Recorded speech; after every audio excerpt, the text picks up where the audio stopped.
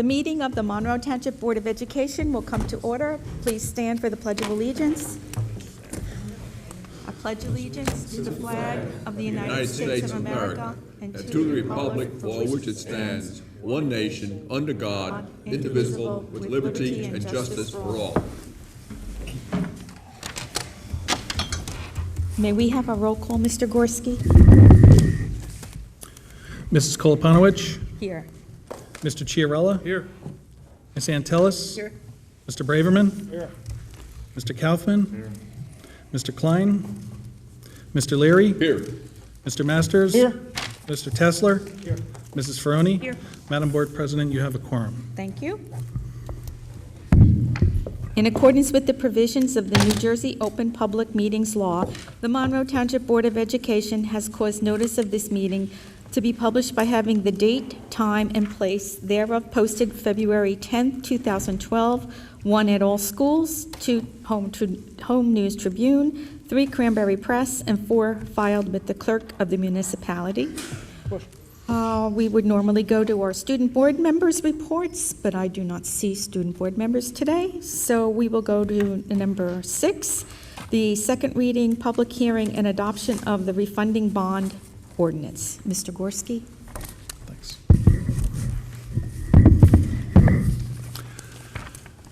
Good evening. This is the second reading and public hearing for the refunding bond ordinance, which was initially introduced at the January 18th public meeting. Anyone from the public is invited to ask questions or make comments at this time.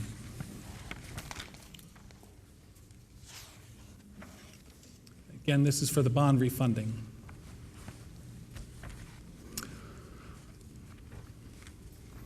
All right, seeing no questions, the public hearing is now closed, and I will now read the resolution. Refunding bond ordinance of the Board of Education. It is recommended that the members of the Board of Education approve the following resolution. Refunding bond ordinance of the Board of Education of the Township of Monroe and the County of Middlesex, New Jersey, providing for the refunding of a portion of the board's outstanding school district bonds, Series 2004, dated February 15th, 2004, appropriating not to exceed $67,500,000, therefore, and authorizing the issuance of not to exceed $67,500,000 school district refunding bonds of the Board of Education for the financing, the cost thereof.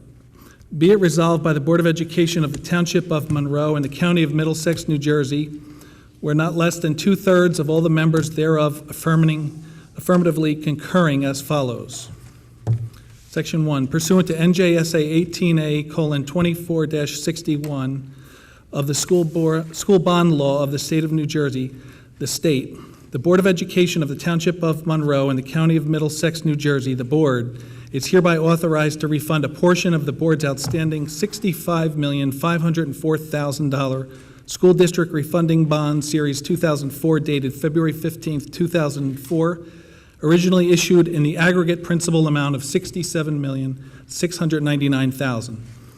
Section 2, in order to finance the costs of the purpose described in Section 1 hereof and the costs of issuance associated therewith, negotiable refunding bonds of the board are hereby authorized to be issued in the aggregate principal amount of not to exceed $67,500,000 pursuant to NJSA 18A:24-61 of the school bond law of the state. Section 3, an aggregate amount not to exceed $675,000 for costs issuing the refunding bonds, including without limitation underwriter's discount, original issue discount, and if any, bond insurance, if any, and all legal, accounting, printing, and fiduciary expenses has been included in the aggregate principal amount of the refunding bonds authorized herein. Section 4, the purpose of the refunding is to reduce the annual debt service expenses of the board.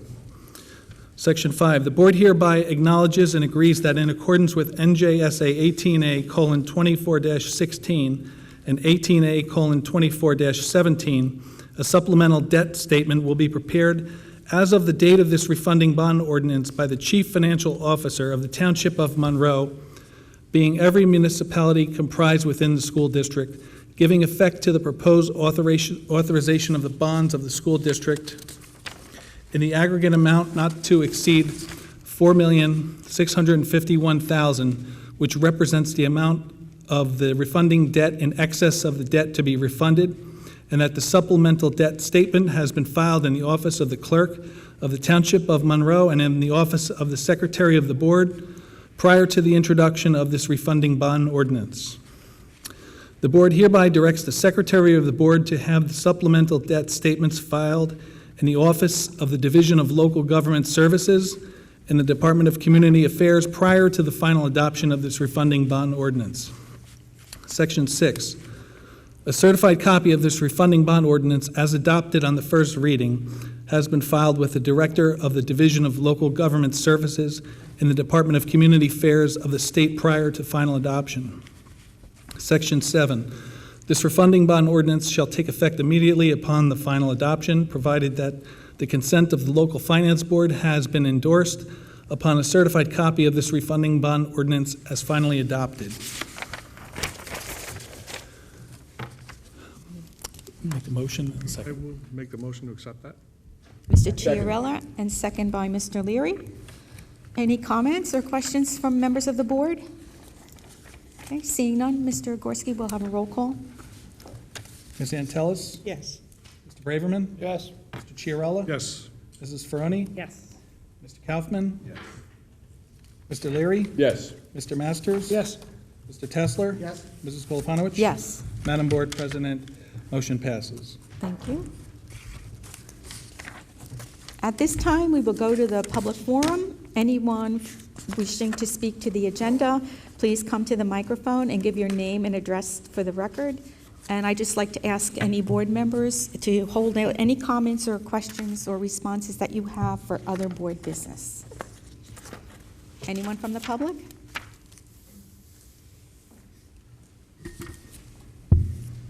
Robert Roach, 18 Muirfield Boulevard, Monroe Township. See if I get my note. I think it's now page 23 on the agenda. It's the one dealing with the, or 21. It deals with the unspent funds for the budget. Let me see. Resolution 21. I'm sorry. It indicates that there's apparently two bonds that have unspent funds, and $2 million is being placed in a Fund 40, which is apparently a reserve fund. And my question is, what is going to happen with that $2 million? I'll have Mr. Gorski answer that. Certainly. Mr. Roche, there's two bond referendum funds in discussion here. The first one is Fund 34, where we just introduced the final resolution for the refunding. And the second one is Fund 36, which was known as the additional cost referendum. Due to the diligent efforts of administration and board to control costs within the high school construction project and to limit change orders, according to the auditor's report dated January 31st, 2012, which was an interim update, there is in excess of $7.25 million of surplus money left in these two series in aggregate. By law, we can spend the money in accordance with the questions that were approved by the voters, or if the construction's complete and we don't have the utility for the money, we could return such to the residents in the form of tax relief, offsetting the debt service levy in Fund 40. Fund 40 is the debt service fund, which is a self-balancing chart of accounts within its own series, intended to pay the principal and interest on the bonds over their duration annually. It also raises an annual tax levy to pay for those principal and interest payments on an annual basis. This $2 million will reduce that Fund 40 tax levy by $2 million, reducing taxes for the community. We have more, and the obvious question would be, could you refund more? And I just want to point out that we have just under a $3 million receivable from the state of New Jersey under the Section 15 grant where we're making final application for payment as we just received the certificate of occupancy on this building. The Section 15 grant is payable in installments of completion of the building, and now that we're finished, we're sending in the final request for payment of $3 million. I recommended to the Finance Committee that we do not appropriate more than $2 million at this time until we receive those monies from the state. When it goes into that fund and it reduces the debt levy on it for the that's raised on taxes, is that a one-time? Do you pay off? What do you do with it? Do you pay off the bonds or some other bonds, or is it just in there and it's just used periodically on an annual basis to repay some of the principal and interest? Well, by law, we have to produce an annual budget for Fund 40 to pay the principal and interest that come due each year. And the revenues for Fund 40 to fund those principal and interest payments come from fund balance, they come from taxes, and they come from state aid. The majority of Monroe's come from taxes. And this $2 million appropriation from the bond referendum accounts will dollar per dollar reduce the amount of money that has to be raised in the annual levy to pay for these principal and interest payments. It's a one-time shot, but the good news is there's more remaining surplus, so not to cause a spike with 1 year's reduction of the levy to face an increase the next year. This will be amortized over a 2 or perhaps 3 year period until all those monies are returned. The $2 million or whatever it eventually becomes will be amortized over that period of time. The $2 million will be all recognized in the 12-13 school year. Do you have the option to just make a principal payment on one of the bonds so that you don't get this big shot up, you know? No, you do not.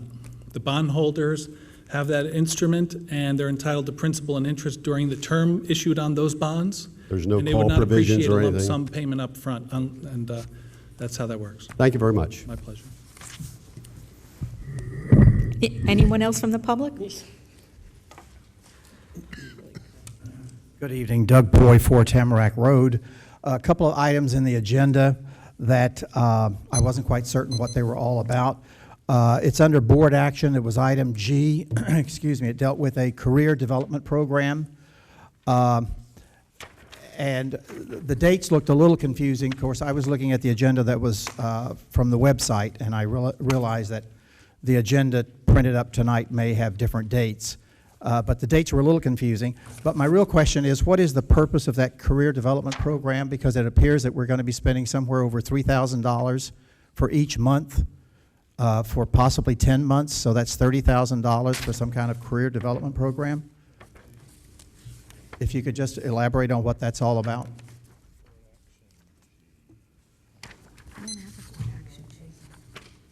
What page on your? I don't know the page. All I know, it was labeled item G 20. Under the superintendent's report or board? under board action. She's saying 20. That's not board, yeah. That's under the business administrator's report? JFK rehabilitation. Oh, that's the JFK. Yes. I got it.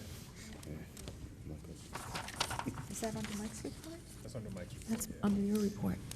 On page 20, I have, you said letter G. G1. That is JFK Rehab Institute. That is a career development program to provide services for transitional services for students to help them graduate from the educational programs here in the district to their ultimate career goal. And this institute helps acclimate them with that transition. And this is an annual amount for this year only. Okay, am I correct in reading that that's over $3,000 a month? Is that correct? Am I interpreting that correctly? Yes, that's for the students participating in that for this year. Okay, and is that for each of 10 months then, according to those dates? I found that a little confusing. Yes, that's correct. Okay. Now, are these students that are in a program with JFK, or Or are these all of the students here in the high school? No, That's, these are classified students, okay. students with IEPs. Oh, When they okay, get all right. 21 years John? old, they're out. Yeah, I John? understand. John? I understand. Okay, and I did have a question about K, item K. It's just, flip a few more pages over maybe. If you could just explain that in layman terms, because I didn't understand what that was about. I was afraid that was going to come up. This resolution was prepared by our board attorney, specifically our construction specialist. And for the high school project, we had a main contractor, Seacoast Construction. They had a subcontractor named Strober, and Strober had a supplier of supplies, 3 different entities. The supplier filed suit against Strober for not payment of accounts receivable. The Board of Education has paid our commitment to Seacoast, the general contractor, in full.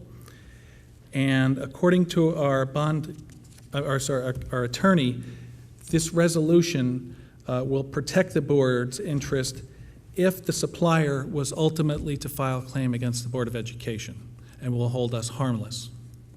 I see, okay, thank you, thank you. And I just want to check my understanding on item I, just preceding that, because Mr. Roach addressed this question, and in answering it, I believe I understood you to say that presently, at the present time, there's about $7.25 million of the referendum funds not yet spent. Is that correct? That's correct, and keep in mind that is a moving target. Those figures do change. I've asked the auditors to keep on top of this and update it on an interim monthly method so that we can properly manage how much is remaining left. But that is correct. $3 million included in that $7.25 million is still owed to us in the state where we did not get the full grant proceeds yet. If that should be jeopardized in any way, it could dramatically reduce that fund balance available. That's why at this time, it was my recommendation and recommended by the Finance Committee to appropriate $2 million against the debt service relief. Okay. And it'll also allow for the installment method of adding stability to the tax levy for the next couple of years. Okay, thank you. Is there anyone else from the public wishing to speak to the agenda?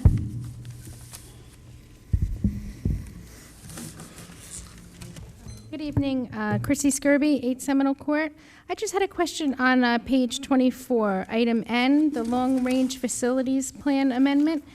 Could you just explain what that project is and how much that will cost? Mr. Gorski? The long-range facility plan amendment pertains to the redesign of one of the rooms in this high school for an autistic program.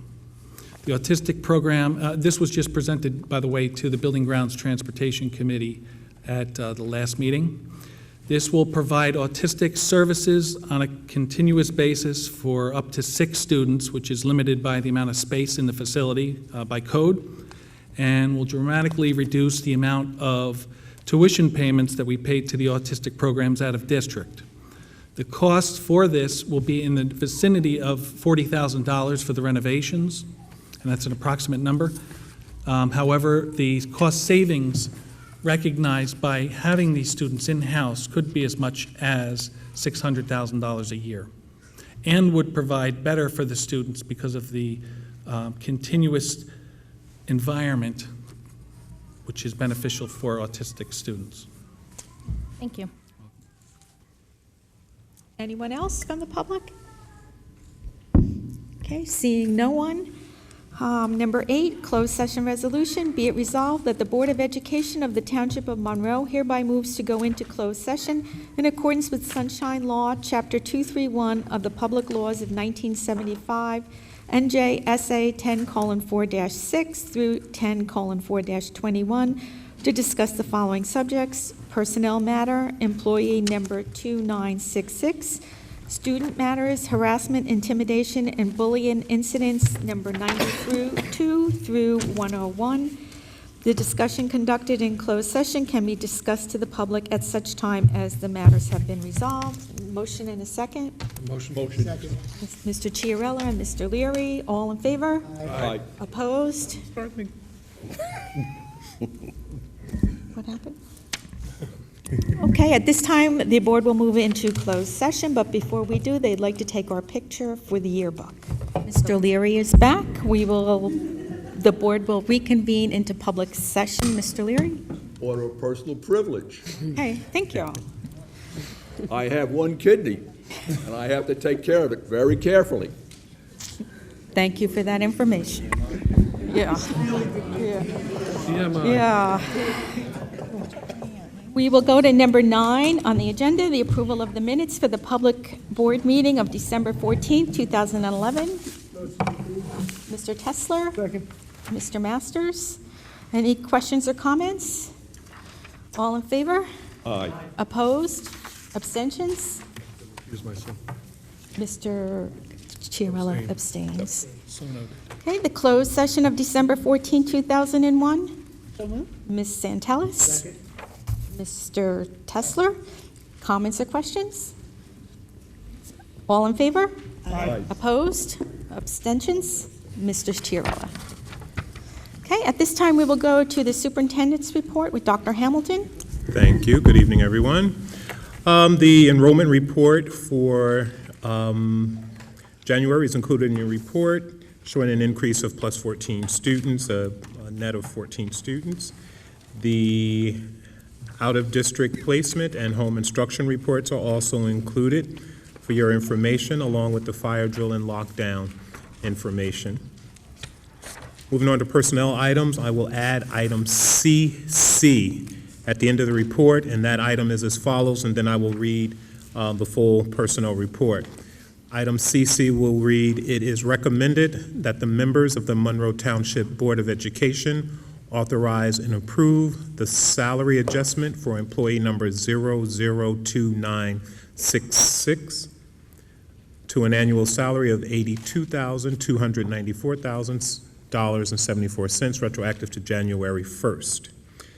With that said, Madam Board President and members of the Board of Education, it is recommended by the superintendent that personnel items A through CC be approved by roll call vote. So moved. Second. Ms. Santellis, Mr. Chiarella? No. Mr. Braverman? Is there any comments or questions for the superintendent? That last item was CC. CC. Okay, seeing none, we'll have a roll call. Mr. Gorski? Ms. Antelis? Yes. Mr. Braverman? Yes. Mr. Chiarella? Yes. Mrs. Ferroni? Yes on all items, no to CC. So noted. Mr. Kaufman? Yes to all, no to CC.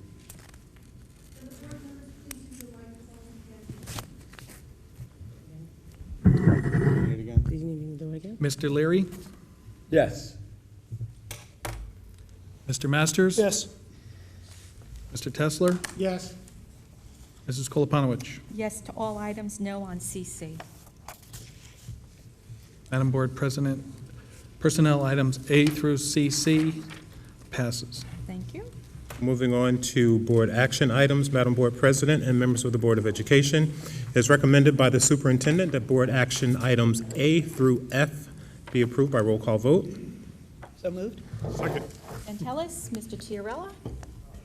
Any comments or questions for the superintendent? Seeing none, we will have a roll call. Ms. Antelis? Yes. Mr. Braverman? Yes. Mr. Chiarella? Yes. Mrs. Ferroni? Yes. Mr. Kaufman? Yes. Mr. Leary? Yes. Mr. Masters? Yes. Mr. Tesler? Yes. Mrs. Koloponowicz? Yes, Madam Board President, board action items A through F passes. thank you. Does that conclude your report? That concludes the superintendent's report. Thank you. Okay, at this time, we will go to the business administrator's report with Mr. Gorski.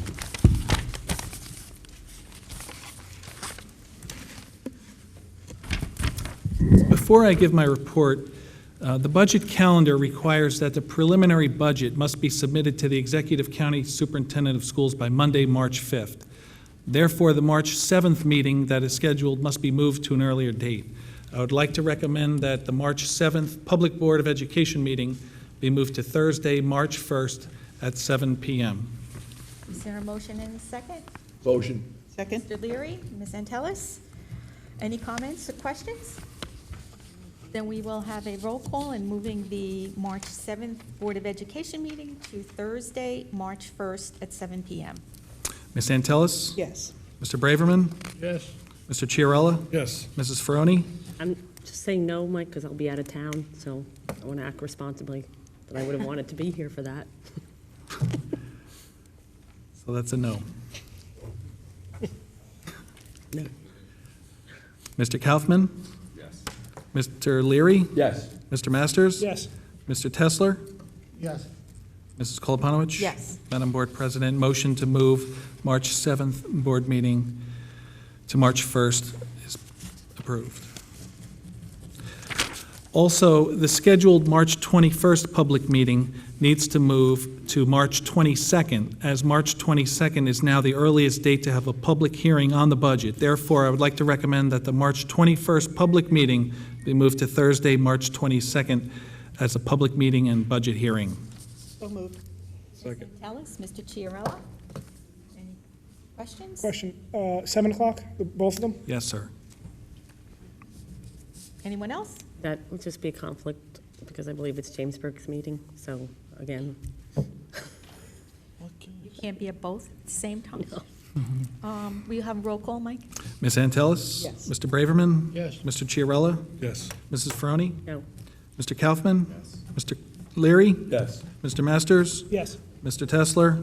Mrs. Koloponowicz? Yes. Madam Board President, motion to move the March 21st public meeting to Thursday, March 22nd at 7 PM passes. Okay, thank you. We'll have the Business Administrator report. Madam Board President and members of the Monroe Township Board of Education, it is recommended that board action items A through N be approved by consent roll call. Second. Mr. Chiarella, Mr. Braverman, are there any comments or questions for Mr. Gorski? Seeing none, we'll have a roll call. Ms. Antelis? Yes. Mr. Braverman? Yes. Mr. Chiarella? Mrs. Ferroni? Yes. Mr. Kaufman? Yes.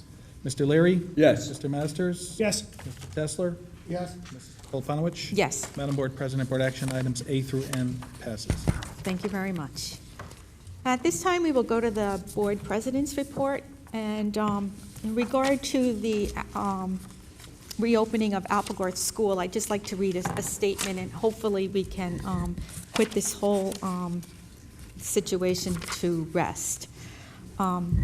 Applegarth Elementary School is on schedule to reopen in September 2012 and welcome in approximately 300 4th and 5th grade students who are currently 3rd and 4th graders at Oak Tree Elementary School.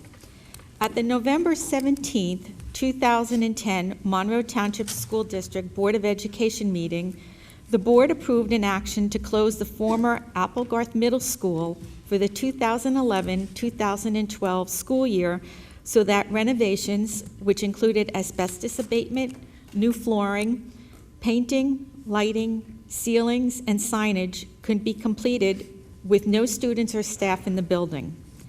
The Monroe Township Board of Education and District Administration believe that these renovations will help make the facility more conducive to an elementary school facility and the elementary school student population. As part of the renovation project, the board authorized an updated demographic study to be prepared by Ross Haber Associates to provide insight about projected enrollments in the Oak Tree and Applegarth school communities. Our architect of record, Design Ideas Group Architecture, was authorized by the Board of Education to work with Dr. Hamilton and the administrative team to develop an educational specification for Applegarth using the new demographic data received from Ross Haber. McCabe Environmental was also hired by the board to design the asbestos abatement project and administer testing. As an added precaution, Dr. Richard Lynch, a certified industrial hygienist of environmental safety management and the district's lead environmental consultant for many years, provided another layer of oversight and monitoring, well exceeding the AHERA guidelines. Dr. Lynch stated, air quality is monitored regularly during the abatement project. and will continue to be monitored for IAQ parameters beyond just asbestos leading up to the opening of the school in September 2012.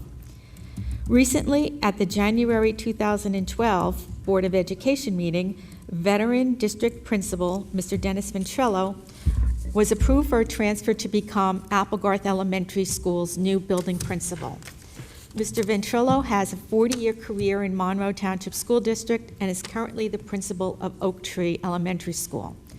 He was the principal who opened Brookside School in 1991 and most recently opened Oak Tree School in 2008. And at that meeting, I said that I felt that Dennis Ventrello was absolutely the right person to open Applegarth Elementary School and turn it into an excellent educational facility. The Monroe Board of Education, Dr. Hamilton, and Mr. Ventrello will continue to provide regular project updates to the Monroe Township community about the progress of Applegarth Elementary School, the asbestos abatement project, from now until the opening of the school in September. During the past 20-plus years, our district has seen an enormous growth in student population. The Board of Education has addressed the growth of the school district through referendum construction projects and capital projects absorbed in the general operating budget. Referendum projects for a total of added building space equaling 746,357 square feet and at a cost of over $200 million include the construction of Brookside Elementary School, an academic pod addition at Brookside School, a 2-classroom addition at Brookside School, the construction of the Marasco Performing Arts Center, additions and renovations at the former high school building, which is now the Monroe Township Middle School, the addition and renovation at Barclay Brook School, the addition and renovation at Woodland School, the construction of the new Mill Lake School, construction of Oak Tree School, the construction of the new Monroe Township High School, converting Applegarth School to sewer and water. The Board of Education also addressed the increase of school district growth through the trailer, or temporary classroom units, project between the years of 2003 and 2011. The trailer projects equated to approximately $6 to $7 million of the general operating budget funds. Additionally, approximately $540,000 of the general operating funds was used during the school budget years of 2010-2011 and 2011-2012 to address the Monroe Township Middle School conversion. In closing, there has been a rapid increase in Monroe's student population over the last 20-plus years. As evidenced by the data shown in this statement, the Monroe Township Board of Education has worked diligently to address this student population growth by being proactive and fiscally responsible in all decisions related to building projects. The Board of Education has committed itself to continuing to address the needs of our growing student population while making sure that the safety, security, and health of our students and staff remains a priority. And finally, I'd just like to say that I believe that this board takes all the concerns of the whole community seriously. The Applegarth Elementary School is the last piece of the district buildings that needs to be upgraded. It has been a project that has been on our radar since December of 2003, when the community overwhelmingly supported the referendum to build a new high school and keep the sister school concept in the north, the central, and the southern part of Monroe.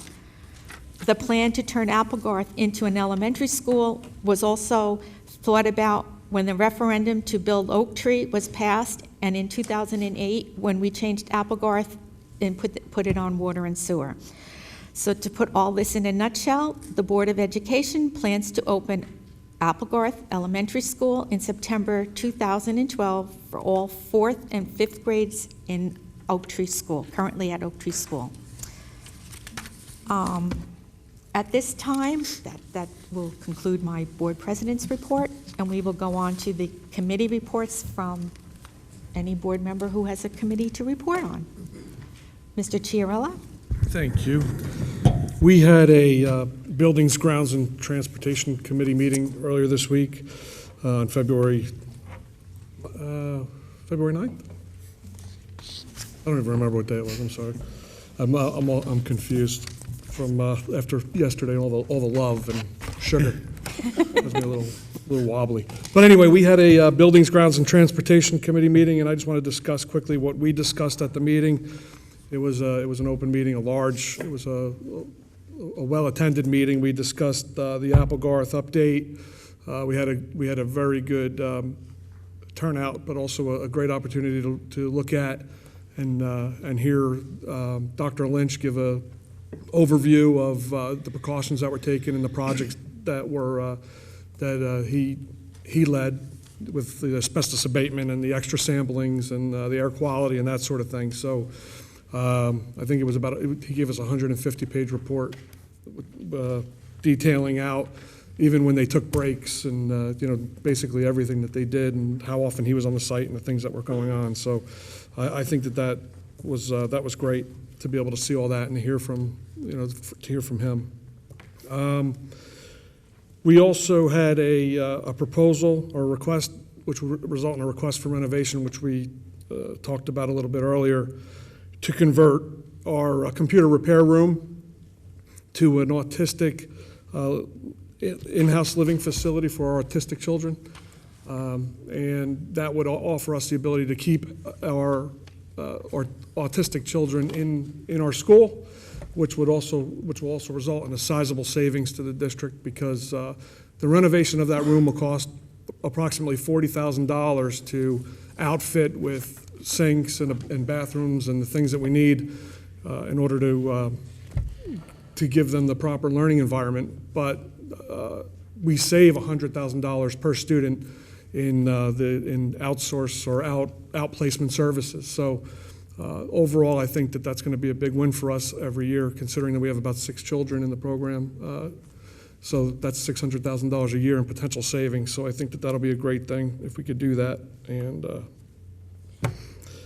the other thing that we talked about was additional security at the high school. So adding swipe machines to some doors and some additional coverage so that we could add some security, especially to a couple of the rooms that now don't have that. So Mr. Gorski went through a pretty lengthy report as to why we needed it and where we needed it.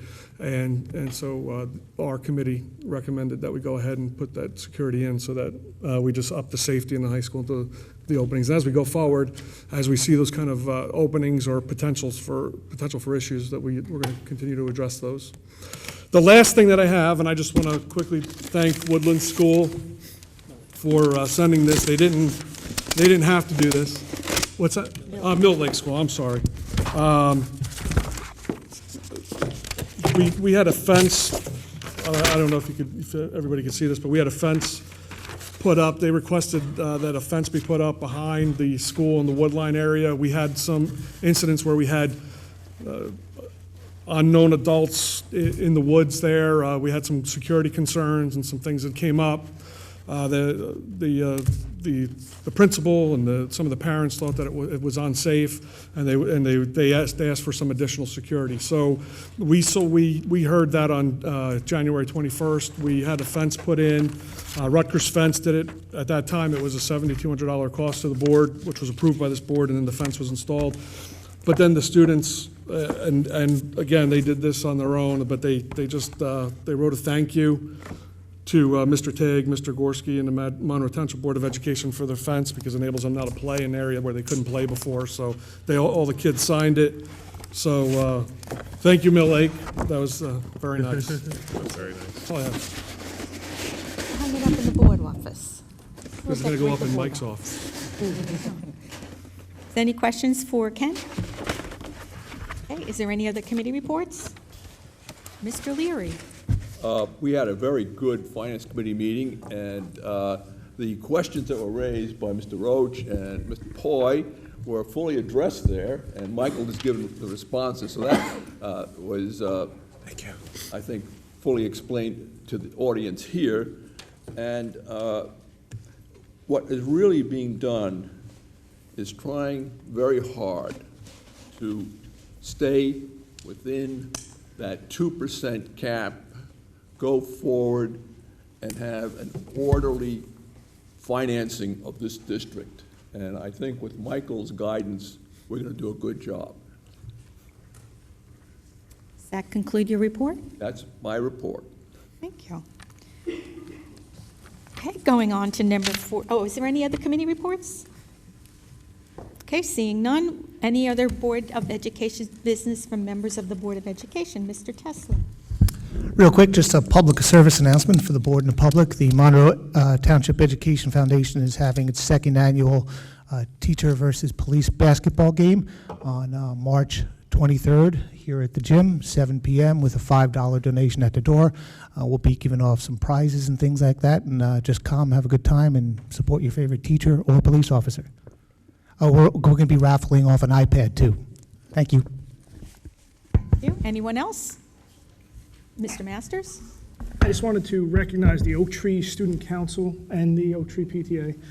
They collected over 280 new and gently used videos and 65 video games for donation to the Bristol Myers Squibb Children's Hospital.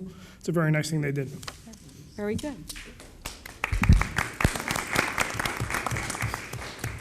Any other board business? Oh, I have one more thing. Mr. Masters? I don't know how many board members got to read this enrollment study yet, but 19 is the best page. It's the conclusion. And there's some scary numbers in here about the growth in the district. So just wanted to bring that up. Mr. Leary? I stand again. We in this Board of Education need to start negotiations with the Township of Monroe to get 30 more acres, just exactly on the point that Mr. Masters was talking about. When you look at some of the housing projects that are on the books, now we are in a sort of queasy economic times, but ultimately we'll work our way through that, and we're going to have a tidal wave of people, and we need to start getting ready for 2 more elementary schools, a lower elementary school and an upper elementary school in the southwest quadrant of Monroe Township. Thank you, Mr. Leary. Anyone else?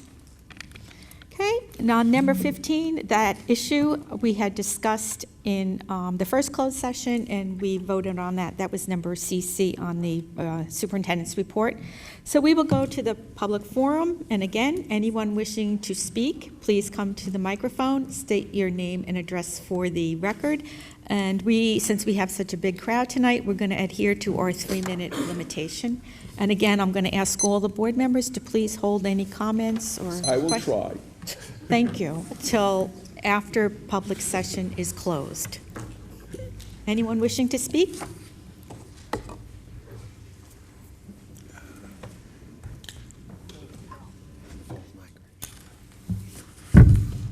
Good evening. My name is Cam Kayla. My address is 4 Keswick Circle. I'm part of the Human Relations Committee for the Monroe Township, and we recently lost our Board of Ed member on the Human Relations Commission, so we were looking for a replacement from the Board of Ed to be on the Human Relations Committee, and also we were looking for two students, so hopefully a junior and a senior, boy and girl, to be on that committee as well. And I was asked to bring it to your attention to see if we would be getting a replacement anytime soon. Okay, we will have a discussion and see if we can appoint somebody, and then she's from the Human Relations Committee, would like to have a junior and a senior to. Oh. And a boy and a girl. So one of each, that we could have on the committee meet once a month. Okay, we'll take care of that. Perfect, thank you. You know what, would you do me a favor? Sure. Come here, I want to just make sure I give you my, if you would just shoot me an email so I can have your contact information, and I can send it to you. Okay, thank you. Anyone else from the public?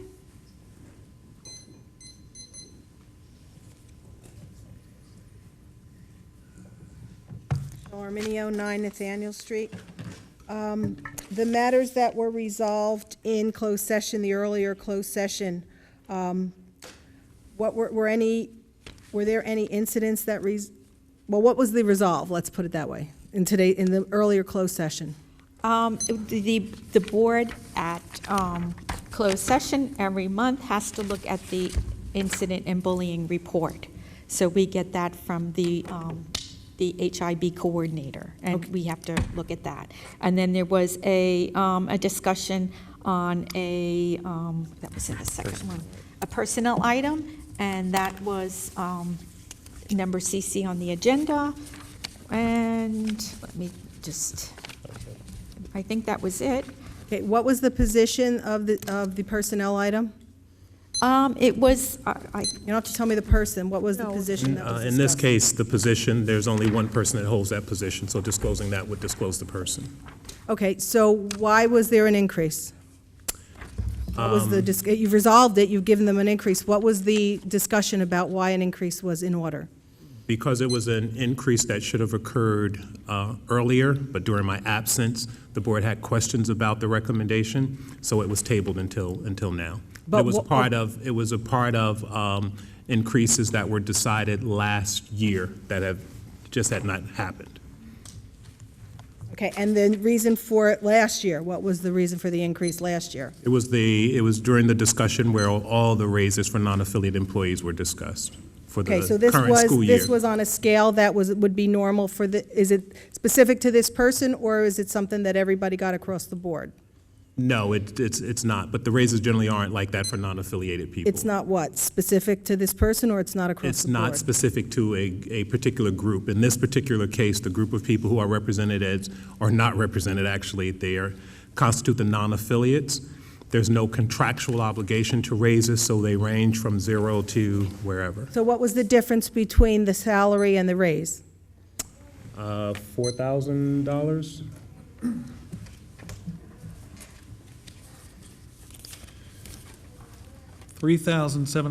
$3,731.74. And that's for the year? Yes, that's for the balance of the year. I'd like to read a letter I sent to Mr. Gorski and members of the Board of Education today. Dear Mr. Gorski, at a previous public meeting, Board of Education meeting, I requested that the Monroe High School neon sign advertise the Board of Education meeting, time, and location. The next Board of Education public meeting is scheduled for today, Wednesday, February 15th. Is there any reason why the sign does not reflect this public notice? The sign is used as a public service announcement board. It is essential that the public service it is an essential public service to announce the Board of Education meeting on that sign at least 1 week in advance. Then I go on to ask for a response. I noticed that it has been put on this afternoon. However, I think that I would like to see a board policy or board commitment or a board resolution saying that it's something that should occur on a regular basis, and it should be at least 7 days in advance. Is there any reason why it wasn't done sooner? What had happened was, I think if you noticed that the sign said, "Congratulations, Giants, New York Giants," Yeah, and it was I there mean- for weeks or 2 weeks. Apparently, My point exactly. They had trouble getting input to the sign so that they could put things on the sign. I know that Dr. Hamilton and I had talked about getting this information on the sign, and so it finally got there today. Okay, so my So question it is, will be going to the policy committee. We will bring it to the policy committee for their discussion and input. why does it need to go to a policy committee? It's really a simple, very simple, the board can agree or disagree to do it. It's a public, it's a public service. I mean, Didn't you request that in your letter, that this go to the policy committee? no, I did not. I just said that it should be, I said it should be policy. Well, It then we would doesn't have to s- have a policy committee. I mean, I think the board can just say, we think that's a good idea. We had told you last month, or I said that we would put it on the sign. And it wasn't done until my letter today. Well, My we point. had discussed that before today, and unfortunately, we were congratulating the Giants. Okay, well, all right, and I missed the earlier meeting this morning, earlier, but I know there's some discussion about the potential for the state to increase the funding to Monroe. Is that correct? I mean, if it happens, it may or may not happen. We're hopeful. Okay, so for years, the board members have complained that we have not gotten enough or our fair share from the state, and that has been really the reason why most people have, the board members have I think I'd like to. You could finish your Thank you. comment. That the board members have said that the increases and the burden on the taxpayer is so high. So I would like another pledge from the board members that if we do get an increase in taxes next year, the difference between what we received this year and the excess would be put on as tax relief. It would be given as a tax relief to the taxpayers. I think that would have to be discussed under the Finance Committee and with Mr. Gorski's. Well, I mean, all the board members would, I mean, it's the idea that since it's been a complaint for years and years and years, that wouldn't it be the right thing to do to use that funding as tax relief to the We will citizens? take that under consideration. Anyone else from the public? Good evening, Tom Notstein, 15 Nathaniel Street. Where do we stand with the send-receive agreement between Jamesburg and Monroe? Have we come up with a dollar amount?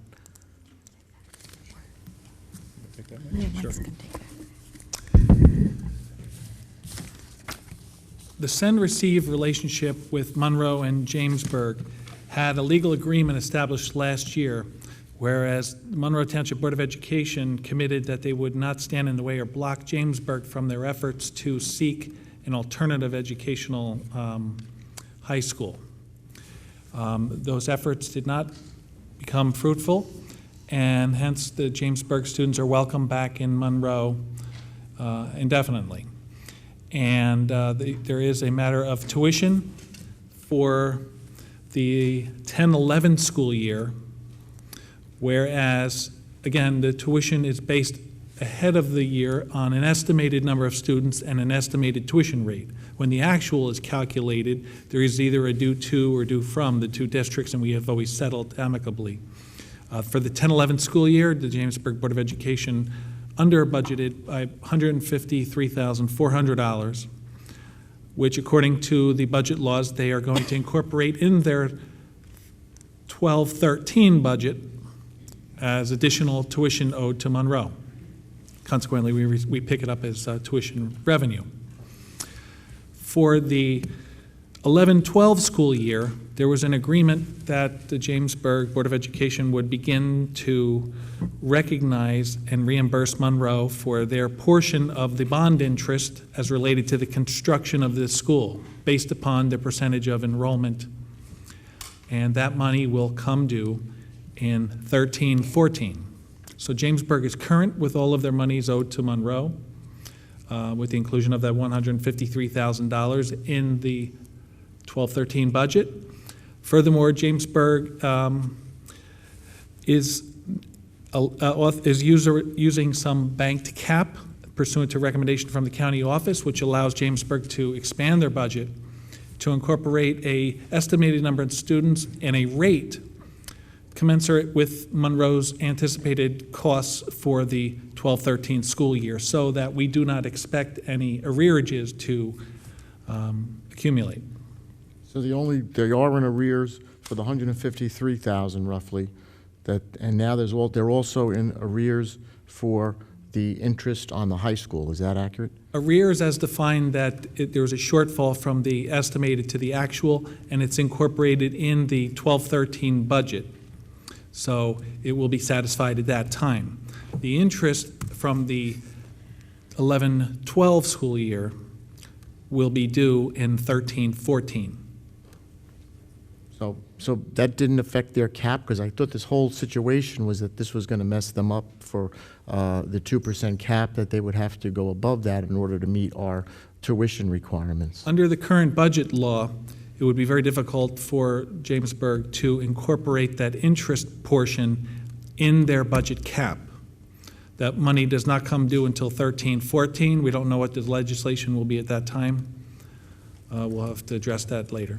So we did come up with a dollar number, and they did meet that per student. Yes, Jamesburg is current with all the monies as due per the schedule for the A41, A42 tuition calculator. How much? What is that dollar amount per student that Jamesburg is currently paying? For the 11, I'm 12. sorry, for the 12-13 budget, it's $15,264 per student, excluding interest. Excluding the interest? Yes. How much will that be, does that come out to with the interest? It's approximately $2,900 per student.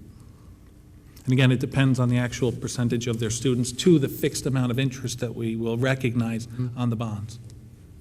Did Jamesburg move their elections like Monroe did? I believe they did.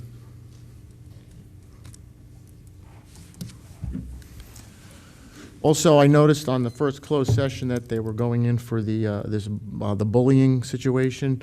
It's my understanding that that's been deemed in the courts as an unfunded mandate, so that we no longer have to follow that. Is that accurate? That is accurate. However, we have not been given direction from our commissioner or county superintendent in terms of how we should adjust those programs that are non-funded. I'll have that information next Friday when we meet with the county sup. Excellent, thank you.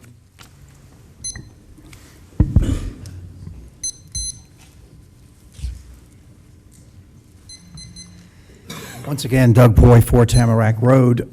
Excuse me. This evening, you passed a tuition assistance policy.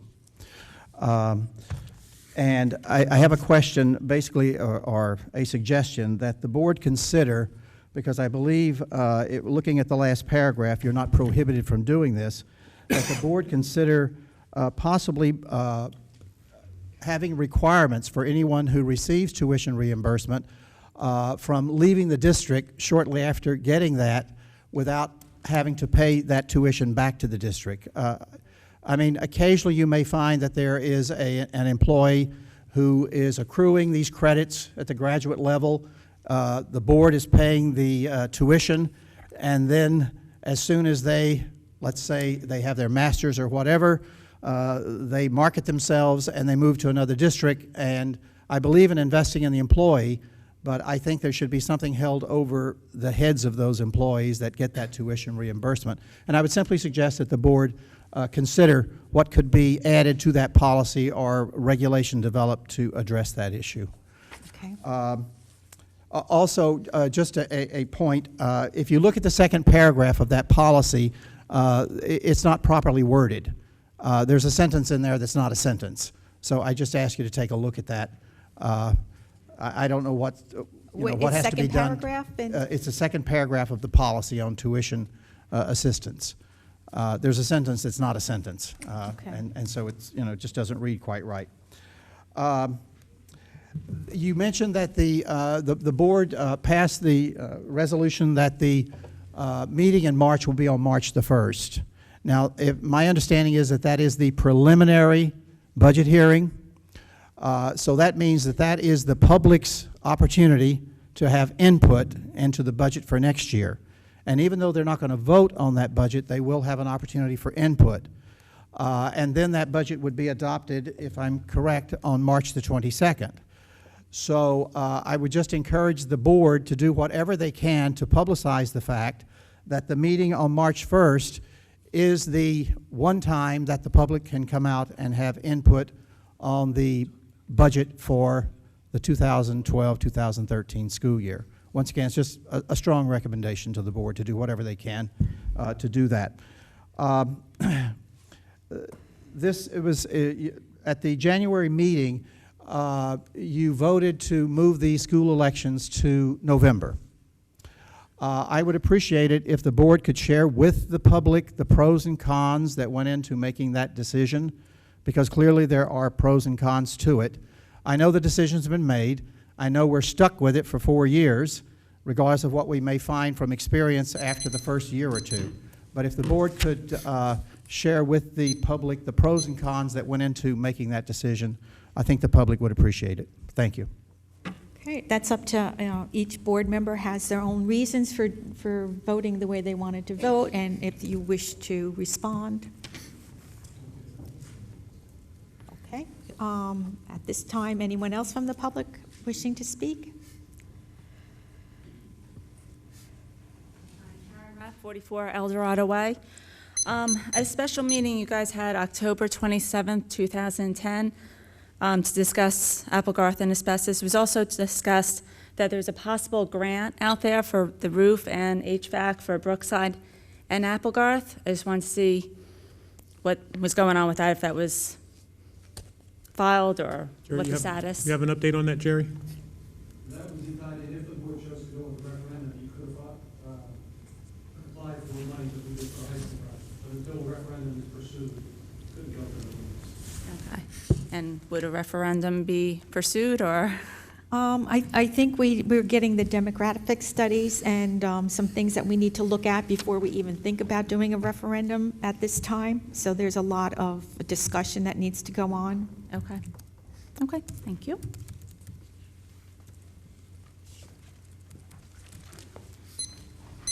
Robert Roach, 18 Muirfield. Just to follow up on a previous speaker.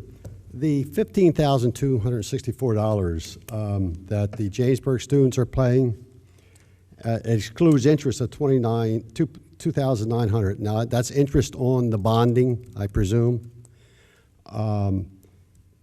Do they participate in paying the principal down?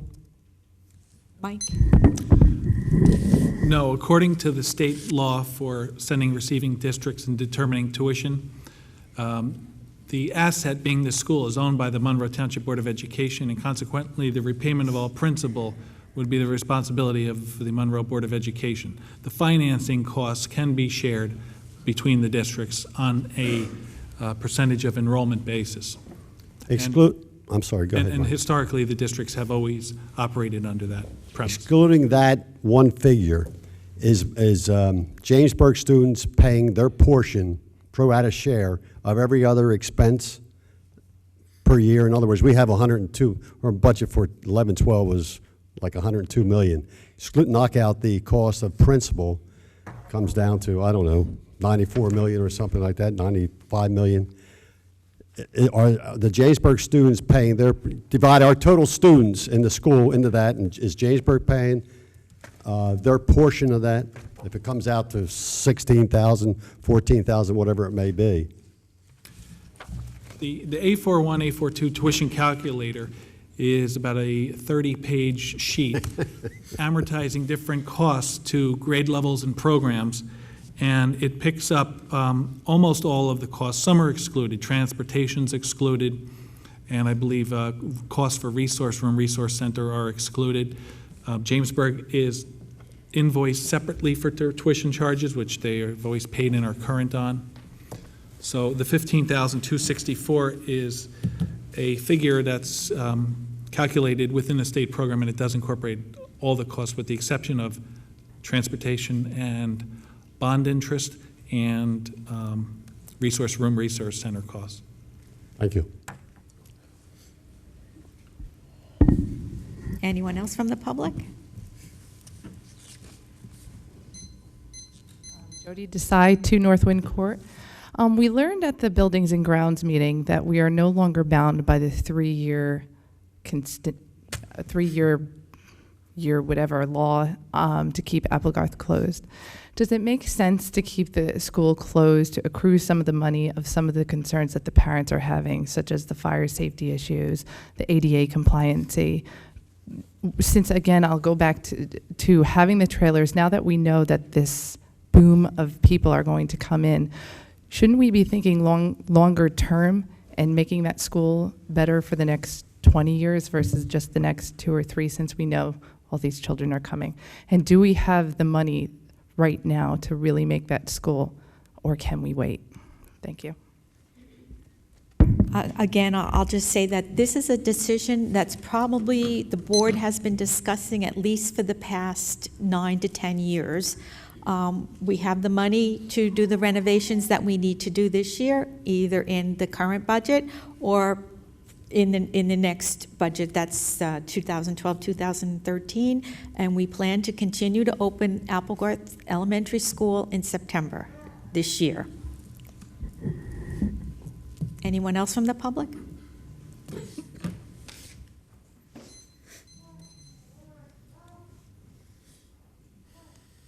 My name is Christine Lester. I live at 261 Cranberry Half-Acre Road.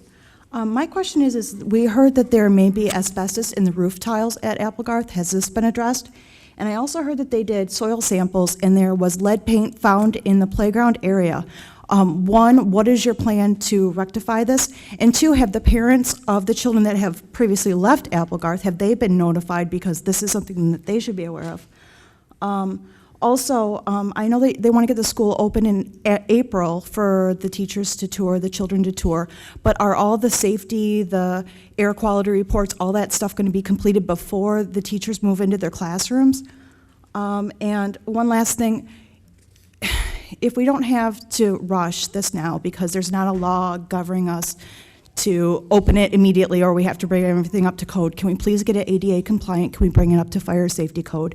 Can we address the lead paint that possibly is there, the asbestos, the boiler, any of those other concerns? So that's where I am. Okay,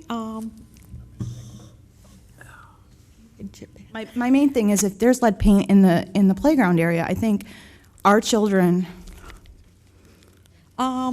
I'm looking for the, Dr. Lynch, or a certified industrial hygienist. He's going to continue to work on the project. He has been with the McCabe Environmental every day that they were doing asbestos abatement. He's going to continue to look for the lead paint. He's going to do soil remediation. He mentioned this the other day. We're going to make sure that all the health and safety issues are, and the air quality and everything is 100% normal or fine before we do move staff or students in that building. Okay, because it's a concern when you come up here as a concerned parent and you have board members that roll their eyes, talk under their breath, or talk into their microphone against you, when we're just asking the questions that all the other parents are asking too. And a lot of them have children and work schedules, and honestly, I don't have time to be here either, but I have to because someone has to speak up. And these are legitimate concerns, and to be dismissed by the board, or if we send emails and we feel like they're not being addressed, or we're being labeled as just being extremist about not opening the school. We're not against opening the school. But if we have a time frame now that's not 3 years pushing us to open the doors and send children there, then my only concern is let's fix it and let's get it right. So all the kids that are coming in there, that if we have children that have issues with disabilities, they can be accommodated. That's my biggest concern. But, you know, if there's lead paint in the soil, if there's lead paint, it's an older building, but older buildings have charm. We're not opposed to that. We just want it to be safe, and there's no rush now. They said that at the last meeting. So I don't understand why we're still pushing so much. I don't want us to look back in hindsight and say, I wish we didn't rush this. I wish we would have taken our time. That's the only concern, because it's our children. I appreciate that everybody's paying attention tonight. Previous meetings, it hasn't been that way, and it makes parents very resistant to come up to the board and talk to you because we feel like whatever we say, we're not going to be heard anyway. And it's just legitimate concerns. I have a child with a compromised immune system, and these are real concerns. So, Okay, thank you.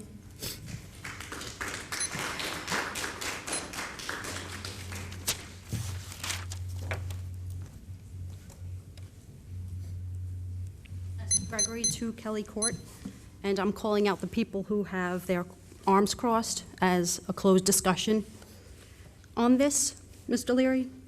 My dated email that was sent out to the board February 13th is labeled common errors and omissions in public schools, and just wondering if anybody did see that email, if they did happen to read the Rehabilitation Act of 1973, and if you know if this is applied to Applegarth. And what it says is, in the educated decision for all staff and students and the future Applegarth facility, ADA compliant, this is what I'm regarding. So although facilities built before January 26, 1992 are existing facilities, under Title II, if anybody's familiar with it, if they were built on or after June 3rd, 1977, they should have been accessible under the Department of Education, Section 504. New construction standards. So did we or anybody look into that, and if that applies to Applegarth? Mr. Tay can respond to that, our Director of Facilities. Good evening, Jerry Tagg. I did look into that, and what I found that Section 504 is actually falls under the jurisdiction of the Office of Civil Rights, and basically what it pertains to, what I could extract, and I reviewed this with Rich Alderiso, it more applies to children with disabilities and making sure that they receive services that they need, not so much the physical structure of the building. As far as Applegarth School, the most recent construction there was 1983. The ADA laws were not in effect at that time. The 83 edition, though, that was done, we went through the district's archives. We found the plans and the submissions, so the plans were reviewed and approved by the Department of Education in 1983 for that addition, so it meets the standards at that time. I can tell you that back then, school projects were solely reviewed and approved by Department of Education for educational adequacy as well as for construction code review. That has since changed, and facilities such as this are now under jurisdiction of both the Department of Education as well as the Department of Community Affairs. When a school project moves forward, it first goes to the Department of Education for an educational adequacy review, which really pertains more so to program. We mentioned earlier some of the ed specs that are being done. An educational specification would get submitted to the Department of Education. They would look at schematic plans for a building, not code-specific items, not something like ADA compliance, and they would grant approval for educational adequacy. It then would go over to the Department of Community Affairs, and they would review for the construction codes. So the most recent portion of Applegarth School, the 83 piece, I can tell you, was reviewed and approved at the time by the Department of Education. And the section 504 that you referenced really refers to the Office of Civil Rights. And as the board had stated previously, the board's approach has always been if there is a special needs student or a student who's in need, they adjust programs and do what is ever necessary to accommodate that student. Thank you, Jerry. Anyone else from the public?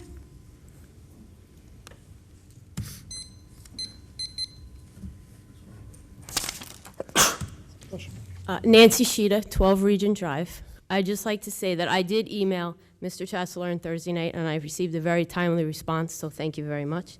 I would like to thank the board for sticking to their decision to open Applegarth School, as the entire town decided to do in the referendum when we passed the additional funds to build this high school.